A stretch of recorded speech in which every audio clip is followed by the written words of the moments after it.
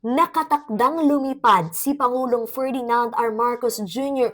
patungo ng Amerika para sa 4 na araw na working visit. Dadalo ang presidente sa ika-70 sesyon ng Commission on the Status of Women ng United Nations. Si sentro ang talakayan sa pagpapalakas ng gender equality, pagsulong sa karapatan ng mga kababaihan sa buong mundo, at pagpapalawak ng akses sa hustisya.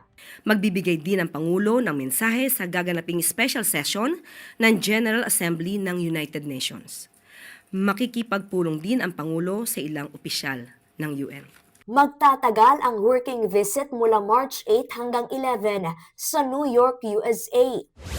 Inatasan ni Pangulong Ferdinand R. Marcos Jr. ang kanyang mga kabinete na pagbutihin ang paglilingkod sa bayan.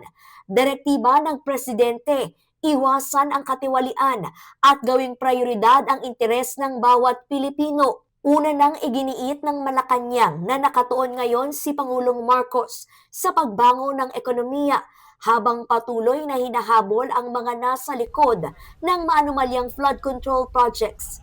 Sa lahat po ng kabinete, pagbutihan ang trabaho, umiwas sa isyu ng korupsyon, at pagandihin nila ang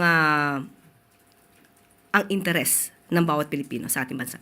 Sinabi yan ng Malacanang sa harap ng pagkadismaya umano ng publiko kina Health Secretary Ted Herbosa matapos makaladkad sa kontrobersiya ng conflict of interest umano sa pagbili ng bakuna, at Tourism Secretary Cristina Frasco na binatikos naman dahil sa pagbibida umano ng sarili imbes na magagandang destinasyon sa bansa.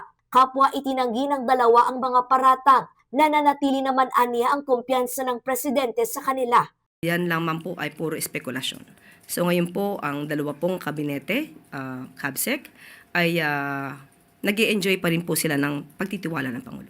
Kaleza Pardilia para sa Pambansang TV sa Bagong Pilipinas.